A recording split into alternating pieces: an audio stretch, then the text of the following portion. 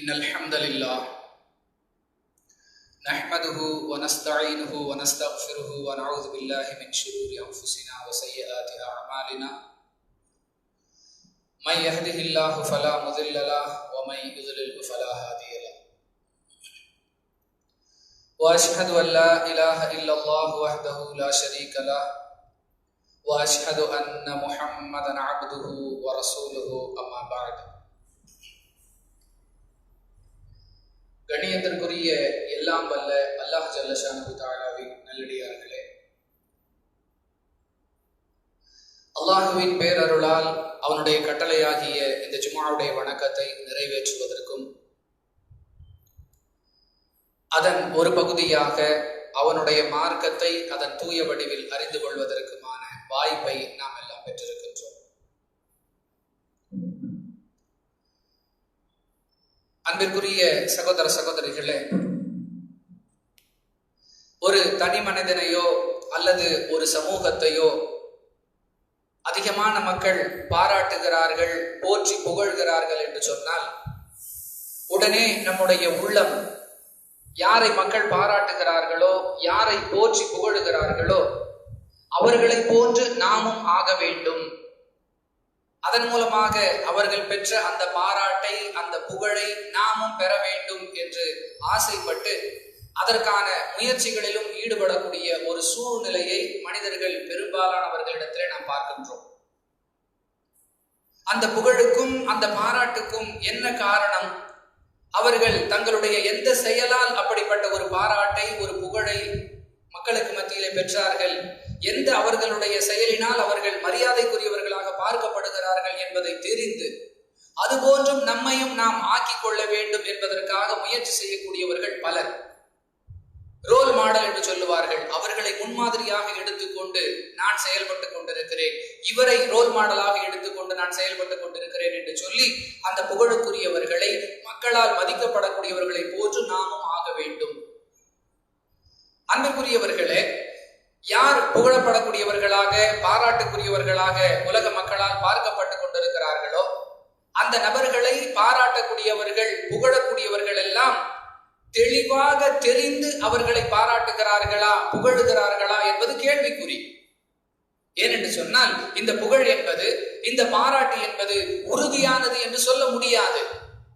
யாரை உலக மக்களிலே பெரும்பாலானவர்கள் புகழ்ந்து கொண்டிருக்கிறார்களோ அவர்களை சிலர் வெறுத்து கொண்டும் இருப்பார்கள். ஏனென்றால் அவர்களிடத்திலே உள்ள குறைகளை அடிப்படையாக வைத்து எதிர்மறையான நிகழ்வுகளையும் பார்க்கலாம். ஆனால் அன்பிற்குரியவர்களே, யாரை அல்லாஹும் அவனுடைய தூதரும் புகழுகிறார்களோ, பாராட்டுகிறார்களோ, மதிப்பிற்குரியவர்களாக வைக்கிறார்களோ அப்படிப்பட்டவர்களுடைய அந்த புகழ் என்பது உறுதியானது. அல்லாஹும் அவனுடைய தூதரும் சர்வசாதாரணமாக யாரையும் முக்கியத்துவத்துடன் பார்க்க வேண்டும் என்ற கட்டாயத்திற்குரியவர்கள் அல்ல. அப்படி இருந்தும் ஒருவருக்கு அல்லாஹ் முக்கியத்துவம் கொடுக்கிறான், ஒரு சமூகத்தை அல்லாஹ் உயர்ந்த தரத்திலே வைத்து பார்க்கிறான் என்று சொன்னால் அவர்கள் நிச்சயமாக மதிப்பிற்குரியவர்கள். அவர்களுடைய எந்த செயலால் அவர்கள் மதிக்கப்பட்டார்கள் என்பதை தெரிய வேண்டிய ஆர்வம் எல்லோருக்கும் ஏற்படும். அந்த வகையில் அன்பிற்குரியவர்களே, அன்னலம் பெருமகனார் ரசூலுல்லாஹி ஸல்லல்லாஹு அலைஹி வஸல்லம் அவர்கள் வார்த்தெடுத்த அந்த சஹாபிய சமுதாயம் அல்லாஹ்விடத்தில் முக்கியத்துவம் வாய்ந்த ஒரு சமுதாயமாக, அல்லாஹ்வுடைய தூதரின் பார்வையில் முக்கியத்துவம் வாய்ந்த ஒரு சமுதாயமாக பார்க்கப்பட்டார்களே, அதற்கு என்ன காரணம்? அல்லாஹ்வே ஒரு சமுதாயத்தை முக்கியத்துவத்தோடு பார்க்கிறார் என்றால், அல்லாஹ்வுடைய தூதர் அவர்களே ஒரு சமுதாயத்தை பற்றி சிறப்பித்து சொல்லுகிறார்கள் என்று சொன்னால் அவர்கள் அடைந்த அந்த சிறப்பிற்குரிய காரணங்கள் என்னென்ன? அந்த செயல்களை நாமும் நம் வாழ்வில் கொண்டு வருவதன் மூலமாக அல்லாஹ்விடத்திலும் அவனுடைய தூதரிடத்திலும் முக்கியத்துவம் பெற்றவர்களாக ஆக முடியுமா? அதற்காக என்னென்ன வழிகளில் முயற்சி செய்ய வேண்டும்? அவர்களுக்குரிய சிறப்பு என்ன? அந்த சிறப்பை அவர்கள் அடைந்து கொண்டதற்கான காரணம் என்ன? இத்தகைய சிறப்பிற்குரியவர்கள் என்பதற்காக அவர்களை நாம் பின்பற்றக்கூடிய இடத்திலே வைக்கலாமா என்பது போன்ற செய்திகளுடைய தொகுப்பாகத்தான் நபி தோழர்களும் நமது நிலையும் என்ற தலைப்பின் கீழ் சில தகவல்களை இந்த வார ஜும்ஆவுடைய சிந்தனைகளாக நாம் பெற்றுக்கொள்ளவிருக்கிறோம். அன்பிற்குரிய சகோதர சகோதரிகளே, சஹாபிய சமுதாயம் பெருமானார் ஸல்லல்லாஹு அலைஹி வஸல்லம் அவர்கள் வார்த்தெடுத்த அந்த நபி தோழர்கள் எந்த அளவிற்கு அல்லாஹ்வுடைய பார்வையிலே முக்கியத்துவம் வாய்ந்தவர்களாக இருந்தார்கள் என்பதை அல்லாஹ்வே சொல்லி காட்டுகிறார். 9வது அத்தியாயம் 100வது வசனத்திலே அல்லாஹ் சொல்லுகிறான், ரலியல்லாஹு அன்ஹும் வரது அன்ஹு.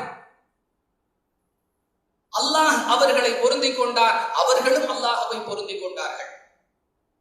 ஒரு மனிதனுக்கு அல்லது ஒரு சமூகத்திற்கு இதைவிட பெரிய சிறப்பு, இதைவிட பெரிய அடையாளம் வேறு என்ன தேவை இருக்கிறது?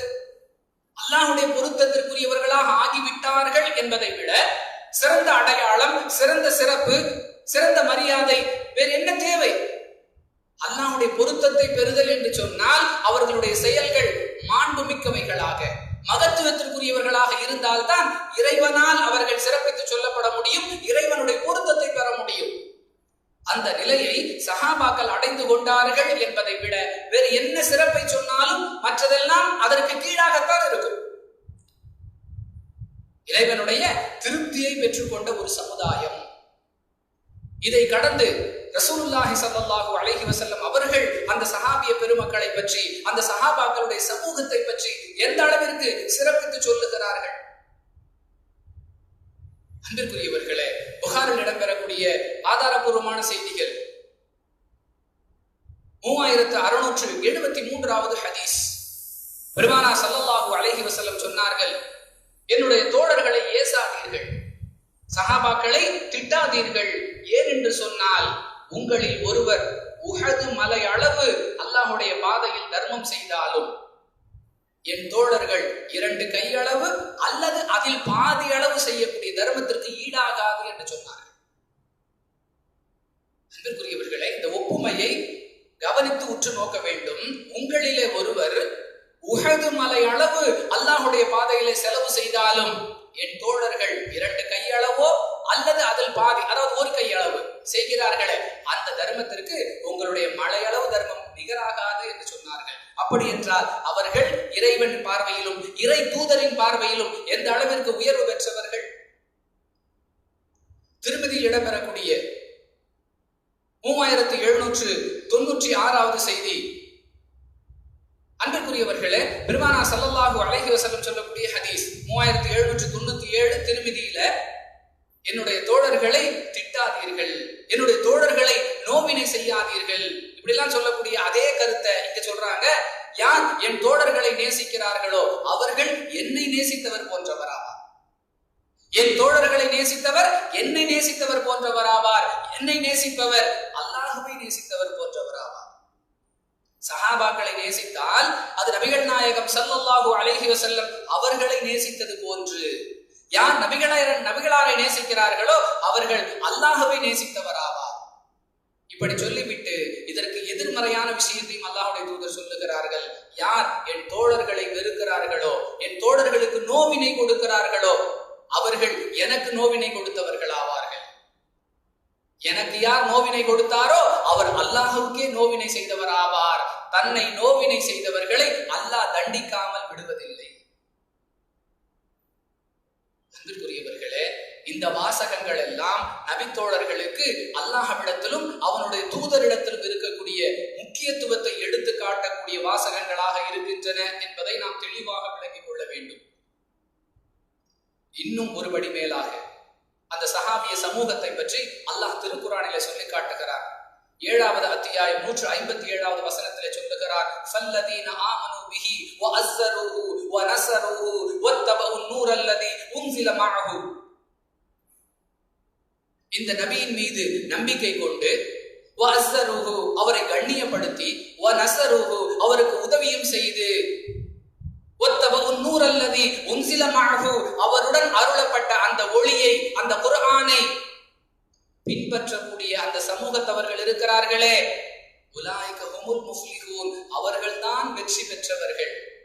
உலகத்தில் வாழும் காலத்திலேயே வெற்றியாளர்கள் என்கிற நன்மாராயத்தை பெற்ற, சுப செய்தியை அல்லாஹ்விடமிருந்து பெற்ற ஒரு சமூகமாக நபித்தோழர்களுடைய சமூகம் இருந்தது என்று சொன்னால் எந்த அளவிற்கு சிறப்பு வாய்ந்த ஒரு சமூகமாக அல்லாஹ் அவர்களை ஆக்கி வைத்திருக்கிறார். அவர்களை ஏசுவது இறை தூதரை ஏசுவது போன்று, இறைவனை ஏசுவது போன்று, அவர்களை நேசிப்பது இறை தூதரை நேசிப்பது போன்று, இறைவனை நேசிப்பது போன்று, அவர்கள் 1 கையளவு அல்லது 2 கையளவு செய்யக்கூடிய தர்மம் நாம் செய்யக்கூடிய உஹது மலை அளவு தர்மத்தை விட உயர்ந்த நிலையிலே வெற்றி பெற்றவர்கள் இத்தனை சிறப்பிற்குரிய சமூகமாக இறைவன் அவர்களை ஏன் ஆக்கி வைத்தான்? இறை தூதர் அவர்கள் ஏன் அவர்களை பற்றி இந்த அளவிற்கு நன்மாராயம் சொல்லுகிறார்கள் என்று அந்த காரணத்தையும் நாம் தெரிந்து கொள்ள வேண்டும். அன்பிற்குரியவர்களே, ஒருவர் இறைவனால் சிறப்பித்து சொல்லப்படுகிறார், இறை தூதரால் சிறப்பித்து சொல்லப்படுகிறார் என்று சொன்னால் அந்த சிறப்போடு நின்று விடாமல் அதை அவர்கள் அடைவதற்குரிய காரணங்கள் என்னென்ன, எதனால் அவர்கள் இந்த உயர்ந்த தரத்தை பெற்றார்கள்? அன்பிற்குரியவர்களே, இஸ்லாம் நமக்கு மிக தெளிவாக சொல்லுகிறது, அவர்கள் சத்திய இஸ்லாம் என்கிற இந்த கொள்கையை தங்களுடைய வாழ்வியல் நெறியாக ஏற்ற அந்த பொழுதிலிருந்து அவர்களுக்குரிய சிரமங்கள் ஆரம்பமாகிவிட்டன. சத்திய இஸ்லாத்தை தங்களுடைய வாழ்வியல் நெறியாக ஏற்றதுதான் தாமதம். அன்று முதல் அவர்களுடைய வாழ்வில் நெருக்கடிகளும் சிரமங்களும் இன்னல்களும் சிக்கல்களும் பல கோணங்களில் இருந்து அவர்களை நோக்கி பாய்ந்தன. அதை சகித்தார்களே, அதுதான் அவர்கள் அடைந்த இந்த சிறப்பிற்குரிய காரணம் என்று ஒரு வரியிலே பதில் சொல்லிவிட முடியாது. அவர்கள் பட்ட சிரமங்களை பட்டியலிட்டுக் கொண்டே போகலாம். அன்பிற்குரியவர்களே, எந்த அளவிற்கு என்று சொன்னால் இதுதான் சத்தியம் என்று தெரிந்த உடனேயே அதை தங்கள் வாழ்வியல் நெறியாக ஏற்றுக்கொண்டார்கள். தாங்கள் எதை தங்கள் வாழ்வியல் நெறியாக ஏற்றுக்கொண்டார்களோ அந்த கொள்கையையும் அந்த கொள்கையை தங்களுக்கு போதித்த அந்த போதகராகிய உத்தம நபி ஸல்லல்லாஹு அலைஹி வஸல்லம் அவர்களையும் தங்கள் உயிரை விட மேலான இடத்திலே வைத்து பார்த்தார்கள். அவர்களுக்காக தங்கள் உயிரை கொடுப்பதற்கும் தயாராக இருந்தார்கள். அதனால் அல்லாஹ்வுடைய பார்வையில், அல்லாஹ்வுடைய தூதருடைய பார்வையில் மேலே நாம் சொன்ன அந்த உயர்வுகளை எல்லாம் அவர்கள் பெற்றுக் கொண்டார்கள். அல்லாஹ் சொல்லி காட்டுகிறார். 3வது அத்தியாயம் 52வது வசனம், 61வது அத்தியாயம் 14வது வசனம், இங்கெல்லாம் அல்லாஹ் சொல்லி காட்டுகிறார். நபி ஈசா அலைஹிஸ்ஸலாத்து வஸ்ஸலாம் அவர்கள் தங்களுடைய தோழர்களை பார்த்து கேட்டார்கள் அல்லவா, கமா கால ஈசா இப்னு மரியம், ஈசாவுடைய மகன் கேட்டாரே, தங்களுடைய தோழர்களை பார்த்து கேட்டாரே, எனக்காக நீங்கள் உதவி செய்யுங்கள், எனக்கு உதவி செய்வதன் மூலமாக அல்லாஹ்வுக்கு உதவி செய்யக்கூடியவர்களாக ஆகிவிடுங்கள் என்று சொன்னார்களே. கமா கால ஈசா இப்னு மரியம் லில் ஹவாரியீன மன் அன்சாரி இலல்லாஹ், நபி ஈசா அலைஹிஸ்ஸலாத்து வஸ்ஸலாம் அவர்கள் தன்னோடு இருந்த அந்த ஹவாரியீன்களை, தன்னுடைய சீடர்களை பார்த்து அல்லாஹ்வுடைய உதவியாளர்களாக ஆகிவிடுங்கள் என்று கட்டளையிட்டார்களே. அந்த கட்டளையை செவிமடுத்து அவர்களும் நாங்கள் அல்லாஹ்வுடைய உதவியாளர்களாக ஆகிவிட்டோம் என்று சொன்னார்களே. அதுபோன்று முஹம்மதே, உங்களோடு இருக்கக்கூடிய அந்த மக்களிடத்திலே அல்லாஹ்வின் உதவியாளர்களாக ஆகுவதற்கு அவர்களுக்கு அழைப்பு கொடுங்கள் என்று அல்லாஹ்வுடைய கட்டளை வந்த போது நபி ஸல்லல்லாஹு அலைஹி வஸல்லம் சஹாபிய சமூகத்தை பார்த்து சொல்லுகிறார்கள், நபி ஈசா அலைஹிஸ்ஸலாம் அழைச்ச மாதிரி நான் உங்களை அழைக்கிறேன், நீங்கள் அல்லாஹ்வுக்கு உதவியாளராக ஆகி, அல்லாஹ்வுக்கு உதவி என்றால் அல்லாஹ்வுக்கு உதவி தேவையற்றவர், அல்லாஹ்வுடைய மார்க்கத்தை மக்களுக்கு மத்தியிலே கொண்டு போய் சேர்ப்பிக்கக்கூடிய அந்த பணியில் எனக்கு உதவியாளர்களாக ஆகிவிடுங்கள் அப்படிங்கிற கருத்துல சொன்னதுதான் தாமதம். செவியேற்றார்கள், கட்டுப்பட்டார்கள், அர்ப்பணிக்க தயாரானார்கள். அவற்றுடைய விளைவு அல்லாஹ்விடத்திலும் அல்லாஹ்வுடைய தூதரிடத்திலும் மிக பெரும் உயர்வை பெற்றுக்கொண்ட சமுதாயமாக அந்த சஹாபாக்கள் யுக முடிவு நாள் வரை பரிமளித்துக் கொண்டிருப்பார்கள். அன்பிற்குரியவர்களே, இஸ்லாத்தை ஏற்ற ஆரம்ப காலம் எப்படிப்பட்ட நெருக்கடியான சூழல், எப்படிப்பட்ட நெருக்கடியான சூழல். சர்வசாதாரணமாக கேட்டுவிட்டு நாம் எல்லாம் கடந்து சென்று விடுகிறோம். அஹ்மதில் இடம்பெறக்கூடிய 3650வது செய்தி, பிலால் ரலியல்லாஹு அன்ஹு அவர்கள் சுடு மணலிலே போடப்பட்டு இழுத்து செல்லப்பட்டார்கள். கற்பனை கெட்டுகிறதா? கேட்கும் பொழுது, சொல்லும் பொழுது ஒரு தகவலாக நாம் கடந்து போய் விடுகிறோம். பிலால் ரலியல்லாஹு அன்ஹு அவர்கள் ஒரு கயிற்றிலே கட்டப்பட்டு சிறுவர்களிடத்திலே அந்த கயிறு ஒப்படைக்கப்பட்டு வீதி வீதியாக இழுத்து செல்லப்படுவார்களாம்.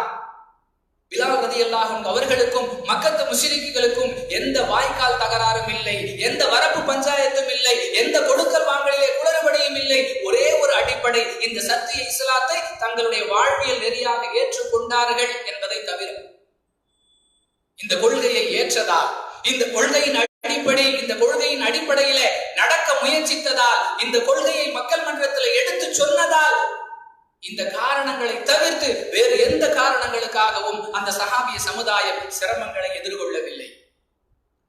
இஸ்லாத்தை ஏற்றதற்காக, ஏற்ற கொள்கையின்படி நடை போட்டதற்காக தாங்கள் ஏற்று நடக்கக்கூடிய இந்த கொள்கையின் பால் பிறருக்கு அழைப்பு கொடுத்ததற்காக. அவர்களை அண்டிய சிரமங்கள் எல்லாம் இந்த காரணங்களுக்காக மட்டும்தான். அந்த வகையில் பிலால் ரலியல்லாஹு அன்ஹு அவர்கள் கயிற்றிலே கட்டப்பட்டு சிறுவர்கள் வசம் ஒப்படைக்கப்பட்டு சுடு மணலிலே வீதி வீதியாக இழுத்து செல்லப்படும் பொழுதும் அவர்களுடைய நாவிலிருந்து வெளிப்பட்ட அந்த வாசகம் அஹத், அல்லாஹ் ஒருவர். இப்னு மாஜா 150வது செய்தியாக பதிவு செய்யப்பட்டிருக்கிறது. பிற்காலம் உமர் ரலியல்லாஹு அன்ஹுடைய ஆட்சி காலம். கப்பாப் ரலியல்லாஹு அன்ஹு அவர்களை பார்த்து உமர் ரலியல்லாஹு அன்ஹு சொல்லுகிறார்கள், நீங்கள் எல்லாம் ஆரம்ப காலத்தில் இஸ்லாத்தை ஏற்றவர்கள், வாருங்கள் எனக்கு அருகிலே வாருங்கள், நீங்கள் தான் அருகிலே அமர்வதற்கு தகுதியானவர்கள் என்று சொல்லி பின்னால் அமர்ந்திருந்த கப்பாப் ரலியல்லாஹு அன்ஹு அவர்களை உமர் ரலியல்லாஹு அன்ஹு அவர்கள் முன்னால் அழைக்கிறார்கள். அவர்களுடைய ஆட்சி காலத்தில் அரசவையிலே சொல்லுகிறார்கள், கப்பாப் இவரெல்லாம் ஆரம்ப காலத்தில் இஸ்லாத்தை ஏற்று அதனால் ஏற்பட்ட சிரமங்களை சகித்தவர்கள் என்று சொல்லி நினைவு கூறும் பொழுது கப்பாப் ரலியல்லாஹு அன்ஹு அவர்கள் தங்களுடைய மேல் ஆடையை உயர்த்தி காட்டுகிறார்கள். இடுப்பின் வடிவமே சிதைக்கப்பட்ட நிலையில இருக்கிறது.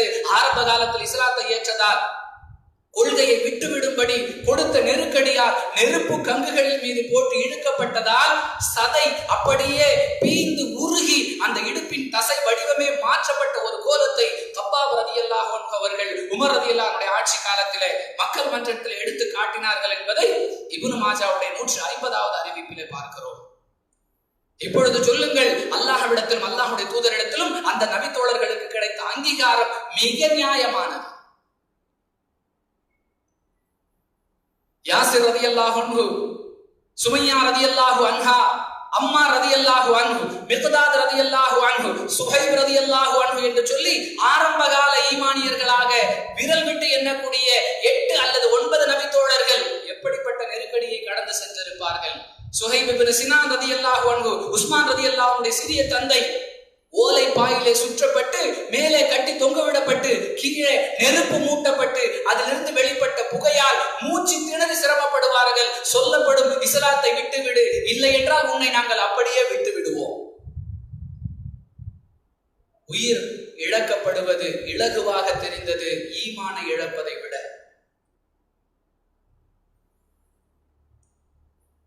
அன்பிற்குரிய சகோதர சகோதரிகளே, நபி தோழர்களும் நமது நிலையும் எப்படியாக இருக்கிறது என்பதை யோசிப்பதற்காகத்தான் இந்த விஷயங்கள் உரை கற்களாக நமக்கு முன்னால் சொல்லப்பட்டுக் கொண்டிருக்கின்றன.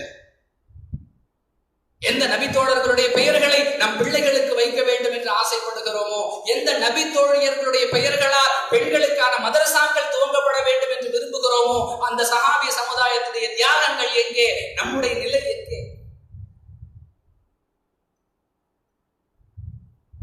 அபூதர் அல் கிஃபாரி ரலியல்லாஹு அன்ஹுடைய சம்பவத்தை எல்லாம் பன்னெடுங்காலமாக கேட்டுக் கொண்டிருக்கிறோம். அந்த கேள்வி ஞானம் நம்முடைய வாழ்க்கையில ஏற்படுத்திய மாற்றம் என்ன? இன்னும் இந்த கொள்கையை ஏற்றதை தொடர்ந்து இதன்படி வாழ வேண்டும், இதை மக்களுக்கு மத்தியிலே கொண்டு போய் சேர்க்க வேண்டும். இதற்காக அவர்கள் எதிர்கொண்ட விளைவுகள். புகாரியில 1175வது செய்தி. அப்துர் ரஹ்மான் இப்னு அவுஃப் ரலியல்லாஹு அன்ஹு அவர்கள் நோன்பாளியாக இருக்கிறார்கள். நோன்பு திறக்கக்கூடிய நேரம், நோன்பு திறப்பதற்காக உணவு பதார்த்தங்கள் கொண்டு வந்து அவர்களுக்கு முன்னால் வைக்கப்படுகின்றன. நோன்பாளி பகல் முழுக்க பசித்திருந்தார். நோன்பு துறக்கக்கூடிய அந்த நேரம் உணவுப் பொருட்கள் முன்னால் வைக்கப்பட்டதை பார்த்து கண்ணீர் விட்டு கதறுகிறார். சுவையான உணவுகள் எல்லாம் நமக்கு கிடைக்கின்றன. ஒரு காலம் இருந்தது, இந்த சத்திய இஸ்லாத்தை ஏற்ற காரணத்திற்காக மிக பெரும் செல்வந்தர் வீட்டு பிள்ளை முஸஅப் இப்னு உமைர் ஷஹீதாக்கப்பட்டு கஃனிடுவதற்கு கூட கதியற்ற ஒரு நிலை. அன்பிற்குரியவர்களே, கொள்கையை ஏற்ற ஒரே காரணத்திற்காக எந்த அளவிற்கு அவர்கள் சிரமத்திற்கு ஆளாக்கப்பட்டார்கள் என்று சொன்னால், அவர்கள் மரணித்து சடலமாக கிடக்கிறார்கள். கஃனிடுவதற்கு போதிய ஆடை இல்லை. இருந்த ஆடையை கொண்டு கஃனிட்டால் தலையை மறைத்தால் கால் தெரிகிறது, காலை மறைத்தால் தலை தெரிகிறது. அல்லாஹ்வுடைய தூதர் அவர்களுடைய கட்டளைப்படி தலையை கொண்டு துணியை கொண்டு தலை மறைக்கப்பட்டு கால் பகுதியிலே இலை தழைகளை கொண்டு மறைத்து கஃனிட்டு அடக்கம் செய்தார்களே, அவர்களுடைய நெருக்கடி எங்கே? நமக்கு இப்பொழுது செல்வம் எல்லாம் கிடைத்து ருசியான உணவுகள் எல்லாம் நமக்கு முன்னால் இருக்கின்றதே என்று சொல்லி அப்துர் ரஹ்மான் இப்னு அவுஃப் ரலியல்லாஹு அன்ஹு அவர்கள் நினைவுகளை சுழல விட்டு கவலையால் வருந்தினார்கள் என்கிற செய்தி புகாரிலே 1175வது செய்தியிலே பார்க்கிறோம். ஒண்ணு பெரிய நோன்பு இருக்கிற உணவை பார்த்து இது நமக்கு வசதி. அன்னைக்கு எப்படி கொள்கையை ஏற்றதால் கஃனிட கூட கதியற்ற நிலைக்கு தள்ளப்பட்டார்களே. அன்பிற்குரியவர்களே, அதே புகாரியில 2805வது செய்தி. அனஸ் ரலியல்லாஹு அன்ஹு சொல்றாங்க, தன்னுடைய சிறிய தந்தை, அவர் வெறும் அனஸ் ரலியல்லாஹு அன்ஹு தன்னுடைய சகோதரரோடு, தன்னுடைய தந்தையின் சகோதரர் அனஸ் இப்னு நல் ரலியல்லாஹு அன்ஹு அவர்களை பற்றி சொல்லுகிறார்கள். அனஸ் இப்னு நல் ரலியல்லாஹு அன்ஹு அவர்களுக்கு பத்ர் போரிலே கலந்து கொள்ளக்கூடிய வாய்ப்பு கிடைக்கவில்லை. ஏதோ காரணத்தால். ஏன்னா பத்ர் போர் திட்டமிட்டு நடைபெற்ற ஒரு போர் அல்ல. வியாபார கூட்டத்தை வழிமறிப்பதற்காக நடைபெற்ற முயற்சி போராக மாற்றம் அடைந்தது. அதனால் அதிகமான மக்கள் தெரிந்து அந்த போரிலே கலந்து கொள்வதற்கான வாய்ப்பை பெற முடியவில்லை. அப்படிப்பட்ட இஸ்லாத்தின் முதற் போராகிய பத்ர் போரிலே நான் கலந்து கொள்ள முடியவில்லையே என்று கவலைப்பட்டு கைசேதப்பட்டு, இது போன்ற ஒரு சந்தர்ப்பம், இறை மார்க்கத்தை பாதுகாக்கக்கூடிய ஒரு வாய்ப்பை நான் இனி இழந்துவிடக் கூடாது என்று எதிர்பார்த்து காத்திருந்த ஒரு நபித்தோழர் அனஸ் இப்னு நல் ரலியல்லாஹு அன்ஹு. அன்பிற்குரியவர்களே, அந்த நேரத்தில் தான் உஹது களம்.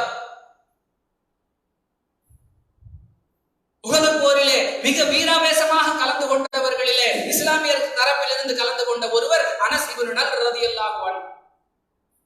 வருத்தப்படுகிறார்கள், நமக்கு வாய்ப்பு கிடைக்கல, பத்ர் போரை நழுவ விட்டு விட்டோம், இந்த போரிலே நாம் கலந்து கொண்டு போரிட வேண்டும் என்று சொல்லி மிக வீராவேசமாக எதிரிகள் தரப்பில் இருந்தவர்களை எல்லாம் சுழன்று சுழன்று தாக்கி கொண்டிருக்கிறார்கள். இறுதியாக இவர்களும் ஷஹீதாகிறார்கள்.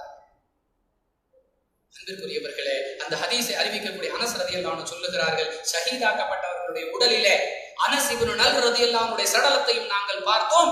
ஈட்டியால் குத்தப்பட்ட, வாளால் வெட்டப்பட்ட, அம்புகளால் துளைக்கப்பட்ட 80க்கும் மேற்பட்ட காயங்களால் அனஸ் இப்னு நல்லுடைய உடல் சல்லடையாக்கப்பட்டிருந்தது. கற்பனை கேட்டுகிறதா?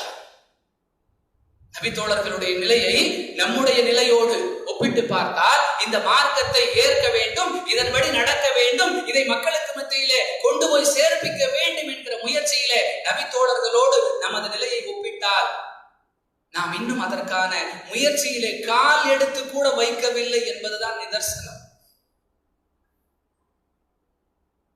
அன்பிற்குரியவர்களே, புகாரில் இடம்பெறக்கூடிய 3728வது செய்தி. சஅத் இப்னு அபீ வக்காஸ் ரலியல்லாஹு அன்ஹு சொல்றாங்க, நாங்கள் பெருமானார் ஸல்லல்லாஹு அலைஹி வஸல்லம் அவர்களோடு பல புனித போர்களிலே கலந்து கொள்வோம். போருக்கு போவோம். எங்க நிலை என்ன தெரியுமா? போதிய ஆகாரம் இல்லாத சூழல். சாதாரணமாக மனிதர்களுடைய தேவைக்கு கிடைக்கக்கூடிய உணவு என்பதை கடந்து வாளேந்தி போரிட போகிறோம் என்று சொன்னால் இன்னும் திடகாத்திரமான ஒரு நிலையிலே உடலை வைத்துக் கொள்வதற்கு போதிய ஆகாரங்கள் தேவை. ஆனால் எங்களுடைய நிலை என்ன தெரியுமா? தேவைக்கு கூட உணவு பதார்த்தங்கள் கிடைக்காமல் இலை தழைகளை தின்று வந்தோம். அங்கங்க மரத்துல கிடைக்கக்கூடிய செடி கொடிகள், மர இலை தழைகளுக்கு சாப்பிட்டு வந்தோம். அதனுடைய வெளிப்பாடாக ஆடுகளை போன்று, ஒட்டகங்களை போன்று காய்ந்த புழுக்கைகளாக நாங்கள் மலம் கழித்து வந்தோம். என்ன ஆகாரம் உள்ள போகுதோ அதுதானே கழிவாக வெளியே வரும். எங்களுடைய நிலை என்ன? ஆடுகளை போன்று, ஒட்டகங்களை போன்று, ஒன்றோடு ஒன்று ஒட்டாத காய்ந்த புழுக்கைகளை போன்று மலம் கழிக்கக்கூடிய அளவுக்கு தான் எங்களுக்கு உணவு பதார்த்தங்கள் கிடைத்தன. போர்க்களத்திற்கு போகக்கூடிய நிலையில. அன்பிற்குரியவர்களே, எப்படிப்பட்ட தியாகங்கள்! நம்மால் அந்த அளவிற்கெல்லாம் தியாகம் செய்ய முடியவில்லை என்றாலும் நம்மால் முடிந்த தியாகத்தையாவது சரியாக மார்க்கத்திற்காக செய்கிறோமா? தியாகம் என்பது ஒரு படி மேலே. குறைந்தபட்சம் எது நம் மீது கடமையோ, எது பற்றி நாம் விசாரிக்கப்படுவோமோ அந்த ஃபர்து விஷயங்களிலாவது நாம் சரியாக இருக்கிறோமா? ஒவ்வொருவரும் நம்மை சுய பரிசோதனை செய்து பார்க்க வேண்டும். அன்பிற்குரியவர்களே, அதே புகாரியில 3973வது செய்தி.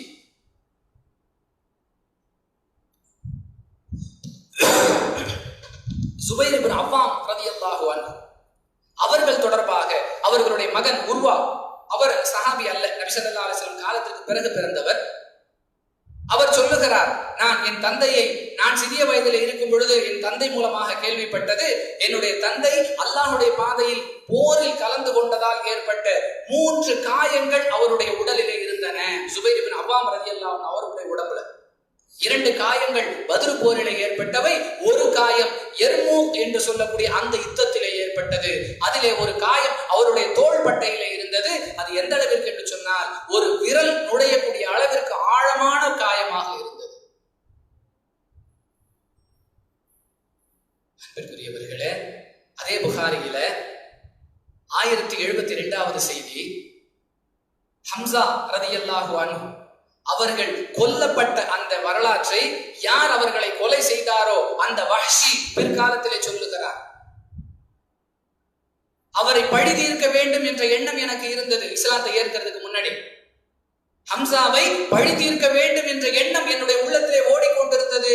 அதற்கான தருணத்தை நான் எதிர்பார்த்து காத்துக் கொண்டிருந்தேன். அப்படிப்பட்ட சந்தர்ப்பத்திலே ஒரு போரில் முஸ்லிம்கள் தரப்பிலே ஹம்சா மிக வீராவேசமாக போரிட்டுக் கொண்டிருந்தார்.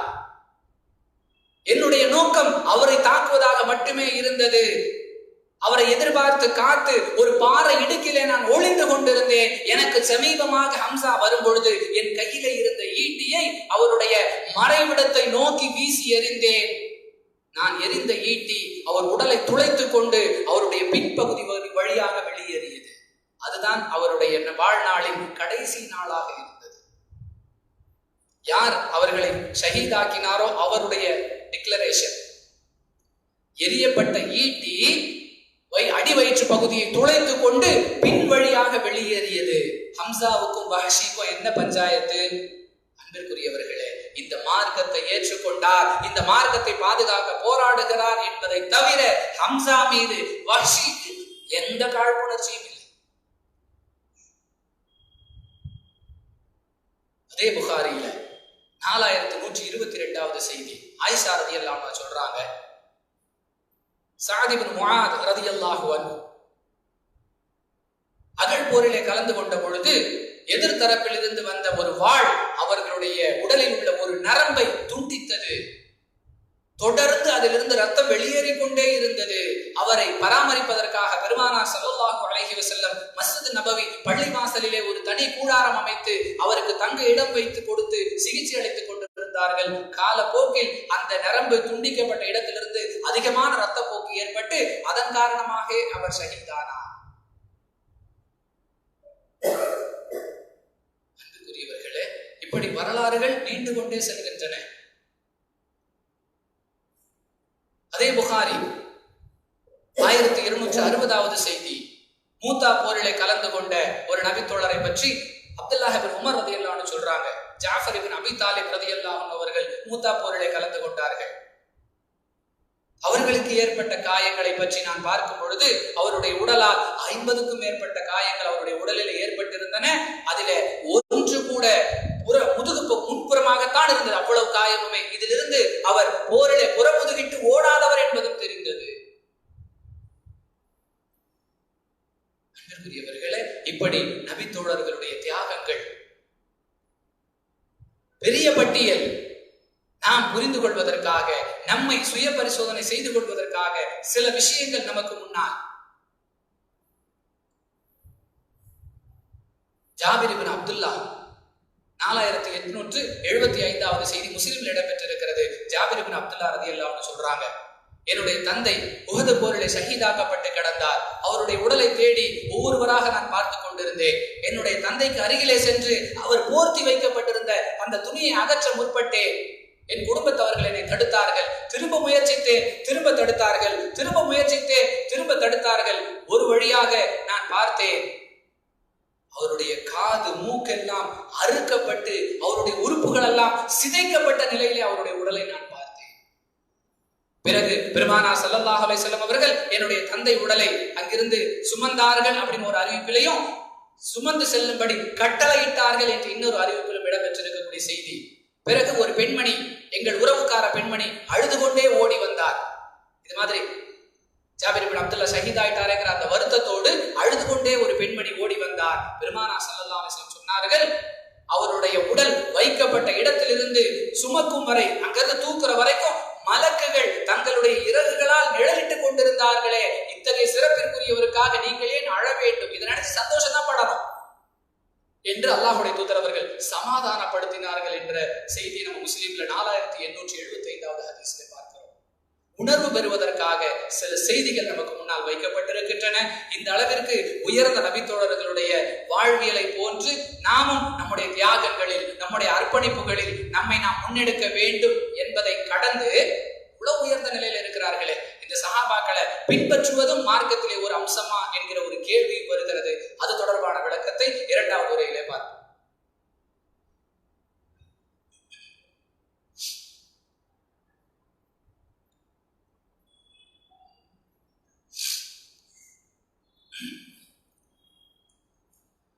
அல்ஹம்துலில்லாஹ். அன்பிற்குரிய சகோதர சகோதரிகளே, சஹாபாக்கள் தாங்கள் எதை தங்களுடைய வாழ்வில் நெறியாக ஏற்றுக்கொண்டார்களோ அது சத்தியம் என்பதை தெளிவாக தெரிந்த பிறகு அதற்காக தங்களுடைய உயிரையும் அர்ப்பணிப்பதற்கு தயாராக இருந்தார்கள். அதன் காரணமாக அவர்கள் அல்லாஹ்விடத்திலும் அவனுடைய தூதரிடத்திலும் மிக முக்கியத்துவம் வாய்ந்தவர்களாக கருதப்பட்டார்கள் என்பதையெல்லாம் குர்ஆன் ஹதீஸ் வாயிலாக நாம் பார்க்கும் பொழுது நம்மையும் அறியாமல் அவர்கள் மீது ஏற்படக்கூடிய அந்த முஹப்பத், அந்த ஈர்ப்பு எந்த அளவிற்கு நம்மை கொண்டு போய் நிறுத்தி விடுகிறது என்று சொன்னால், அவர்களுடைய தனிப்பட்ட செயல்களையும் மார்க்கம் என்கிற ஒரு எண்ணத்தோடு நாம் நடைமுறைப்படுத்த வேண்டும் என்கிற ஒரு நிலைக்கு நாம் தள்ளப்படுகிறோம். சஹாபாக்களை பின்பற்றுதல் என்கிற ஒரு நிலைக்கு தள்ளப்படுகிறோம். அதற்கு ஆதாரமாக பலர் திருக்குர்ஆனிலிருந்து ஒரு வசனத்தையும் மேற்கோளாக எடுத்து வழிகாட்டுகிறார்கள். 9வது அத்தியாயம் 100வது வசனம், வஸ்ஸாபிகூனல் அவ்வலூன முஹாஜிரின வல் அன்சார். இந்த வசனத்தை மேற்கோள் காட்டி இதை தொடர்ந்து அல்லாஹ் சொல்லி காட்டுகிறான், வத்தபியூஹும் பிஇஹ்சான். அன்சார்களிலும் முஹாஜிர்களிலும், முஹாஜிர்கள் என்று சொன்னால் மக்காவாசிகள், அன்சார்கள் என்று சொன்னால் மக்காவில் இருந்து புலம்பெயர்ந்து மதினாவிற்கு வந்தவர்களுக்கு உபகாரம் செய்தவர்கள். அந்த மக்காவாசிகளிலும் மதினாவாசிகளிலும் யாரெல்லாம் முந்தி சென்றார்களோ மார்க்க விஷயத்துல அவர்களையும் அவர்களை பின்பற்றியவர்களையும், அந்த ரெண்டு சாரார்லையும் நல்ல விஷயங்களை பின்பற்றுவது சம்பந்தமாக இந்த வசனத்திலே அல்லாஹ் சொல்லி இருக்கும் பொழுது, அப்படிப்பட்டவர்களை அல்லாஹ் பொருந்தி கொண்டதாகவும் சொல்லி இருக்கும் பொழுது நாம் சஹாபாக்களை பின்பற்றினால் என்ன என்கிற ஒரு வாதம், சலஃபு சாலிஹீன்கள் என்று சொல்லப்படக்கூடிய முன்னோர்களில் நல்லவர்களை பின்பற்றுவதும் மார்க்கமே என்ற கொள்கையுடையவர்களால் வாதம் வைக்கப்படுவதை நாம் பார்க்கிறோம். பலர் நியாயம் தானே, இந்த மார்க்கத்துக்காக தியாகம் செஞ்சவங்களை பின்பற்றுவது என்ன தவறு என்று கூட பலர் கேள்வி கேட்கிறார்கள். நாம் ஏற்றுக்கொண்டிருக்கக்கூடிய இந்த மார்க்கம் சொல்லக்கூடிய ஒரு அடிப்படையை நாம் புரிந்து கொள்ள வேண்டும். வணங்க தகுதியானவன் அல்லாஹ் மட்டுமே என்பது இஸ்லாத்தில் எந்த அளவிற்கு ஒரு உறுதியான அம்சமோ நன்றாக கவனிக்க வேண்டும். வணங்கப்படுவதற்கு தகுதியானவன் அல்லாஹ் ஒருவன் மட்டுமே என்பது இஸ்லாத்தில் எந்த அளவிற்கு வலியுறுத்தி சொல்லப்படுகிறதோ அதே அளவிற்கு பின்பற்ற தகுதியானவர்கள் ரசூலுல்லாஹி ஸல்லல்லாஹு அலைஹி வஸல்லம் அவர்கள் மட்டுமே. அல்லாஹ்வை கூட பின்பற்றக்கூடாது, வணங்கணும். நிறைய பேருக்கு ஆச்சரியம், அல்லாஹ் கூட பின்பற்ற, அல்லாஹ்வை பின்பற்ற கூடாது என்பதை விட அல்லாஹ்வை பின்பற்ற முடியாது. அல்லாஹ்வுக்கு சாப்பாடு கிடையாது, தூக்கம் கிடையாது, ஓய்வு இல்லை, மறதி இல்லை. நம்ம பின்பற்ற முடியுமா? இஸ்லாம் அப்படி சொல்ல, அல்லாஹ்வை வணங்க வேண்டும், அவனால் அனுப்பப்பட்ட வழிகாட்டியான தூதரை பின்பற்ற வேண்டும். அப்படி என்றால் பின்பற்றுதல் என்பது அல்லாஹ்வுடைய தூதரை மட்டும்தான் என்பது இஸ்லாமிய கோட்பாடு. அடுத்ததாக இந்த வசனத்தில் சொல்லப்பட்ட விஷயம் என்ன? அன்சார்களிலும் முஹாஜிர்களிலும் முந்தி சென்ற அத்தகைய மக்களுடைய நற்செயல்களை, இஹ்சான், அவர்களுடைய நல்ல செயல்களை பின்பற்றுதல். நல்ல செயல் என்ற ஒரு செயலுக்கு நாம் எப்பொழுது அங்கீகாரம் கொடுப்போம்? எந்த செயலுக்கு குர்ஆனிலே ஆதாரம் இருக்கிறதோ, எந்த செயலுக்கு ஹதீஸிலே ஆதாரம் இருக்கிறதோ அதைத்தான் நாம் நற்செயல் என்று அங்கீகாரம் கொடுப்போம்.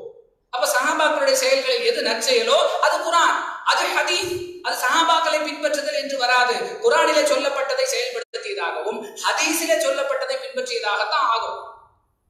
இந்த ரெண்டும் அல்லாமல் சஹாபாக்களாக தங்கள் சுய விருப்பப்படி எதையாவது செய்திருப்பார்களே ஆனால் அது மார்க்கம் என்று வராது, அது நற்செயல்கிற பட்டியலிலும் வராது. அரை மணி நேரத்துல சுருக்கமாக பேசப்பட்ட தலைப்பு இது. ஒரு சந்தர்ப்பத்துல 20 நாட்கள் ரமலானிலே தொடராக பேசப்பட்ட ஒரு செய்தி. அதுல விரிவாக சஹாபாக்களை ஏன் பின்பற்ற கூடாது என்று சொன்னால் அவர்களும் மனிதர்கள் தான் என்பதை நிரூபிப்பதற்கான ஏராளமான ஆதாரங்கள். அன்பிற்குரியவர்களே, அடிப்படை என்ன? வணங்கப்பட தகுதியானவன் அல்லாஹ் மட்டுமே என்பது போன்று பின்பற்றப்பட தகுதியானவர்கள் அல்லாஹ்வுடைய தூதர் மட்டுமே. மற்றபடி சஹாபாக்கள் மதிக்கப்பட வேண்டியவர்கள், போற்றப்பட வேண்டியவர்கள், பின்பற்றப்பட வேண்டியவர்கள் அல்ல. இஸ்லாமிய அடிப்படையில ஒண்ணு என்ன?